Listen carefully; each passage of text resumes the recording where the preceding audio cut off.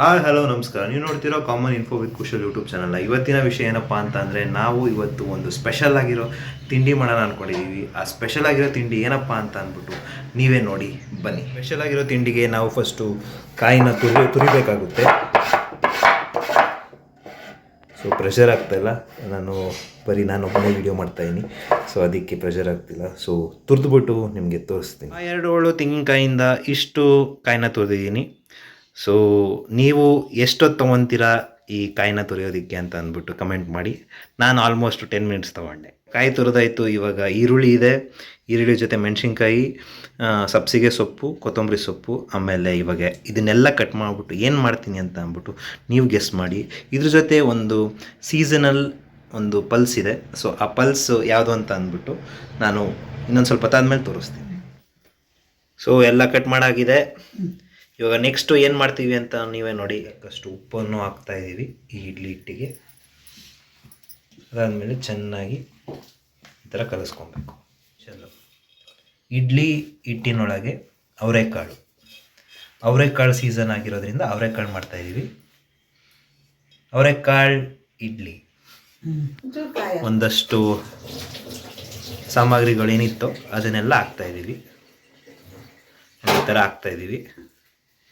ಒಳ್ಳೆ ಕಲರ್ಫುಲ್ಲಾಗಿ ಬರುತ್ತೆ.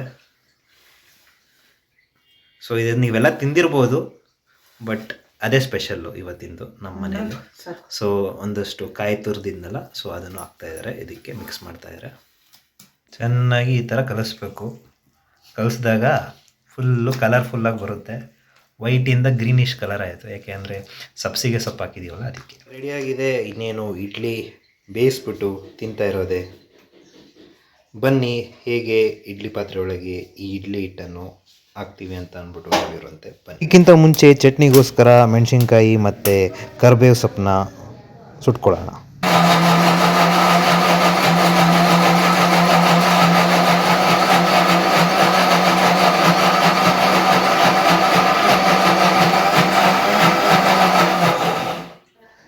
ಬೇಯಿಸೋಕ್ಕೆ ರೆಡಿಯಾಗಿದೆ ಇಡ್ಲಿನ. ಸೊ ಇಡ್ಲಿ ಸಿಮ್ಮಲ್ಲಿ ಸ್ಟಾರ್ಟ್ ಮಾಡೋಣ ಬೇಯಿಸೋದಕ್ಕೆ. ಸೊ ಇಲ್ಲಿ ಕೊತ್ತಂಬರಿ ಸೊಪ್ಪು ಜಸ್ಟ್ ಸುಮ್ಮನೆ ಫಿನಿಶಿಂಗ್ ಟಚ್ಗೋಸ್ಕರ ಹಾಕಿದ್ದಾರೆ ನಮ್ಮಮ್ಮ. ಅದಾದಮೇಲೆ ನಮ್ಮ ಅವರೆಕಾಳು ಮತ್ತು ಸಬ್ಬಸಿಗೆ ಸೊಪ್ಪಿನ ಇಡ್ಲಿ ಸವಿಯಲು ಸಿದ್ಧ. ನೋಡಿ ಹೆಂಗೆ ಹೊಗೆ ಬರ್ತಾಯಿದೆ ಅಂತ ಅಂದ್ಬಿಟ್ಟು. ಬಿಸಿ ಬಿಸಿ ಇಡ್ಲಿ ಚಟ್ನಿ, ಒಳ್ಳೆ ಕಾಂಬಿನೇಷನ್. ಫೈನಲಿ ಸಬ್ಸಿಗೆ ಸೊಪ್ಪು ಮತ್ತು ಅವರೆಕಾಳಿನ ಇಡ್ಲಿ ಚಟ್ನಿ ಜೊತೆಗೆ ಚೆನ್ನಾಗಿ ಸವಿಯಲು ಸಿದ್ಧ.